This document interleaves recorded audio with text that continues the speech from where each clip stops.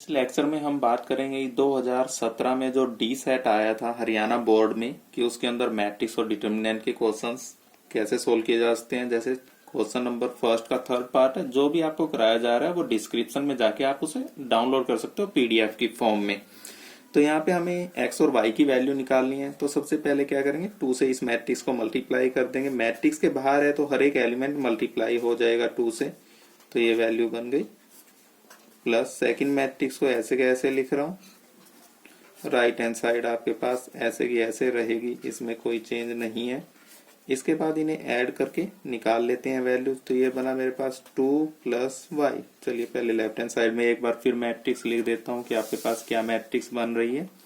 तो ये element add होंगे तो ये बनेगा 6, इन एलिमेंट्स को ऐड करेंगे 1, इनको ऐड करोगे तो बनेगा 2x प्लस 2। जब भी मैट्रिक्स ऐड होती हैं तो उनके कोरस्पॉन्डिंग एलिमेंट्स ऐड हो जाते हैं।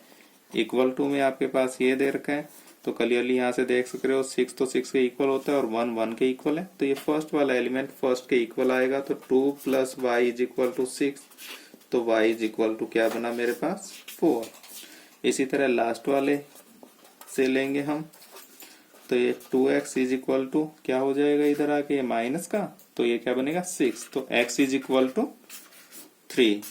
तो यहां से हमारे पास नन ऑफ दी जाएगा क्योंकि मेरे पास ये वाली वैल्यू बाकी तीन ऑप्शंस में नहीं दे रखी। फर्स्ट के फोर्थ पार्ट में कहा गया है कि के डिटर्मिनेंट ऑफ ए किसके इक्वल होगा। हमारे पास ये रिजल्ट होता है। यदि मेरे पास कोई भी मैट्रिक्स एक एन ऑर्डर की दे रखी है तो वो मेरे पास डिटर्मिनेंट ऑफ के इज इक्वल टू के की पावर एन डिटर्मिनेंट ऑफ ए। यहाँ पे मेरे पास मैट्रिक्स का ऑर्डर दिया गया है 3, तो यहाँ पे क्या आ जाएगा n की जगह 3। तो इसका सॉल्यूशन मेरे पास क्या बनेगा, यहाँ पे क्लियरली आप देख ही पा रहे होगे डी इसका करेक्ट आंसर है। क्वेश्चन नंबर 4 में हमें इस मैट्रिक्स का इनवर्स निकालना है एलिमेंट्री ऑपरेशन लगा के। यहाँ पे मैं यूज कर रहा हूँ रो एलिमेंट्री ऑपरेशंस को। तो इसके लिए मैंने मैट्रिक्स को लिख दिया है equal to identity matrix into A. चलिए सबसे पहले बात करता हूँ कि इसका इनवर्स ही क्या होगा ताकि हम आंसर को मैच कर सकें। ए इनवर्स, इसका पहले हम डिटर्मिनेंट निकालेंगे। तो ये डिटर्मिनेंट क्या आएगा 6 और ये माइनस में इन दो क्वांटिटीज की प्रोडक्ट, ये क्या बनेगा -4। तो कितना बना डिटर्मिनेंट 2। तो 1/2 इन 2 में आपको क्या करना होता है, जो ये एलिमेंट दे रखे होते हैं डायगोनल पे इनको इंटरचेंज कर देना है। 2/2 ऑर्डर की मैट्रिक्स के लिए होता है ये। और जो आपके पास ये एलिमेंट दे रखे होते हैं उनको सेम ऐसे का ऐसे लिखते हो और इनके क्या कर देते हैं हम निशान चेंज कर देते हैं। यानी मैंने ये सेम एलिमेंट लिखे, ये आपके पास क्या बन जाएंगे, माइनस है तो प्लस, प्लस है तो माइनस, यानी इनके निशान चेंज कर देंगे हम यहाँ पे। तो ये आपके पास ए इनवर्स क्या आ जाएगा, 2 को अंदर ले चलते हैं 1 1/2 2 और ये हो गया 3/2। तो लास्ट में आपका आंसर ये बनना चाहिए इस सोल्व करने के बाद। अब एलिमेंट्री ऑपरेशन लगाना स्टार्ट करते हैं। सबसे पहले एम रहता है कि इसे 1 बनाना है। इसे 1 बनाने के लिए आप कोई भी ऑपरेशन यूज कर सकते हो, सिर्फ रो ऑपरेशन लगाना है। मैं यूज कर रहा हूं कि फर्स्ट रो को 3 से डिवाइड कर देते हैं। तो मेरे पास वैल्यू क्या बनेगी 1 -1/3। सेकेंड रो को ऐसे का ऐसे लिखेंगे इज इक्वल टू, जो ऑपरेशन यहाँ पे यूज किया है राइट हैंड साइड वाली मैट्रिक्स पे भी वही ऑपरेशन यूज कर देना है। फर्स्ट रो को 3 से हमने डिवाइड किया, बाकी एंट्री ऐसे के ऐसे लिख देनी है। इसके बाद यहाँ पे इस वाली टर्म को 0 बनाना होता है इस 1 को यूज करते हुए। तो ऑपरेशन यूज कर रहा हूँ कि R2 को रिप्लेस कर रहे हैं R2 प्लस 4R1। तो ये मेरे पास फर्स्ट वाली रो को ऐसे कैसे लिखा, 4 से मल्टीप्लाई करके सब्ट्रैक्ट किया, 4 से मल्टीप्लाई करके सब्ट्रैक्ट करना है। तो 4 से मल्टीप्लाई करूंगा तो मेरे पास टर्म बनेगी +4/3। तो इनको अब एलसीएम लेंगे तो ये बन गई मेरे पास value 10/3 is equal to, first row को एज इट इज लिखना है, 4 से मल्टीप्लाई करके इसके अंदर क्या कर देना है, हमें ऐड कर देना है। यहाँ पे ऐड करना था तो 4 से मल्टीप्लाई करके ऐड करेंगे तो ये वाली टर्म क्या आएगी -4/3। तो ये माइनस होगा। एलसीएम लेंगे 6 में से आपके पास 4 जाएगा 2, तो ये वैल्यू बनेगी 2/3। सेम ऑपरेशन यहाँ पे अप्लाई करते हैं, 4 से मल्टीप्लाई करके इसमें ऐड करना है, तो 4/3 और ये 1 रह जाएगी। अगेन से इस एलिमेंट को आपको क्या करना होता है, 1 बनाना होता है। तो इसके लिए क्या यूज करेंगे कि R2 को रिप्लेस कर देते हैं 3/2 R2, यानी इसके रेसिप्रोकल से मल्टीप्लाई कर देते हैं, तो ये 1 बन जाएगा ना। तो फर्स्ट रो को ऐसे कैसे लिखा, सेकंड को मल्टीप्लाई कर दिया 3/2 से, फर्स्ट ऐसे कैसे लिखी, सेकंड को 3/2 से मल्टीप्लाई करना है, 3/2 कैंसिल आउट होगा, तो ये बचेगी वैल्यू 2 और यहाँ पे 3/2। ये आपको इसके बाद में लिखते जाना है।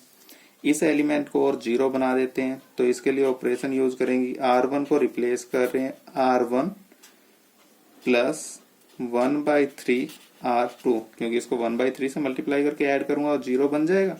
तो लेफ्ट हैंड साइड में तो आपके पास ये आइडेंटिटी मैट्रिक्स बन गई। अब राइट हैंड साइड में देख लेते हैं ये ऑपरेशन लगा के।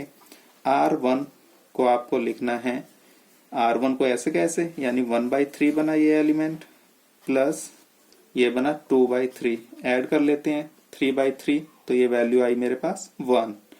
इसको भी करते हैं, ये 0 और ये आपके पास ऐड होने के बाद वैल्यू क्या बनेगी, 1/3 लिखेंगे, इसका 3 से 3 कैंसिल होगा, तो 1/2। और ये वाले एलिमेंट्स आपके पास सेम एज इट इज, तो ये आपके पास क्या होगा, ए इनवर्स आ जाएगी ये वाली वैल्यू, जो कि हम पहले भी आप यहाँ पे देख चुके हो कि ए इनवर्स की वैल्यू क्या आनी चाहिए थी, यही बननी चाहिए थी। तो इसका मतलब आपका आंसर एकदम सही है।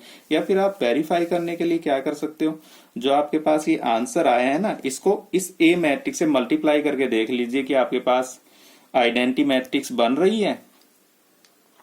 क्वेश्चन नंबर 5 में हमें इसका डिटर्मिनेंट इवेल्युएट करके दिखाना है। इसके लिए क्या करता हूं कि पहले तो मुझे पता होना चाहिए कि इनके निशान क्या होते हैं, प्लस माइनस प्लस, ये माइनस प्लस माइनस, ये प्लस माइनस प्लस। मैं इसे एक्सपेंड करता हूं सेकंड रो से, क्योंकि यहाँ नंबर ऑफ 0 याद दे रखे हैं। आपकी मर्जी, आप चाहो तो फर्स्ट रो से इसे एक्सपेंड करके दिखा दीजिए, आंसर सेम रहेगा, लेकिन मैं इसे सेकंड रो से एक्सपेंड कर रहा हूं। यहाँ पे एक्सपेंड बाय रो 2, तो डेल्टा इज इक्वल टू क्या आ जाएगा मेरे पास, ये तो 0 है, 0 के साथ तो सारी, सिर्फ मुझे इस एलिमेंट का देखना है। इस एलिमेंट के साथ क्या आता है निशान, माइनस, तो ये माइनस -1, तो आपको क्या होगा, ये वाली रो और ये आपके पास रो और ये कॉलम छोड़ देना है।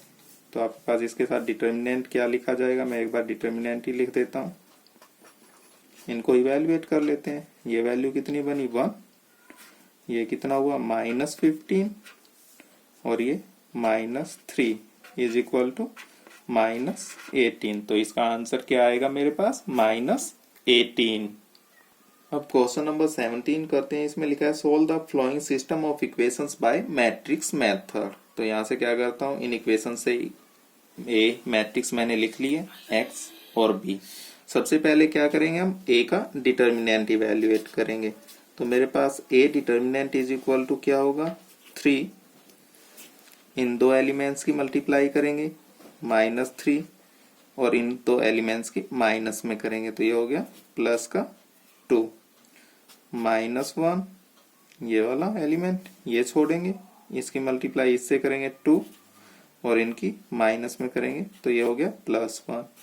फिर +2 ये आप लीव करोगे, 2 की 2 से मल्टीप्लाई करेंगे 4 और माइनस में इनकी करेंगे, तो ये क्या आ गया +3। इवेल्युएट करते हैं, -1 बचा है यहाँ अंदर, तो ये -3, ये 3, ये भी आपके पास क्या हो गया -3। इसको करते हैं, कितना है ये आपके पास ऐड करने के बाद 7 और 2 से मल्टीप्लाई करेंगे तो 14 इज इक्वल टू, इवेल्युएट कर देते हैं, माइनस के 6 बने, ये 14 प्लस के बन रहे हैं, तो वैल्यू आपके पास आ रही है प्लस का 8, जो कि नॉट इक्वल टू 0 है, तो ए इनवर्स एग्जिस्ट करेगा यहाँ पे। इसके बाद क्या करते हैं कि इसके कोफैक्टर्स निकाल लेते हैं। तो मेरे पास जो कोफैक्टर होगा A11 इज इक्वल टू, इसके लिए आपके पास ये एलिमेंट होगा ना, आपको ये फर्स्ट रो और फर्स्ट कॉलम लीव कर देना है।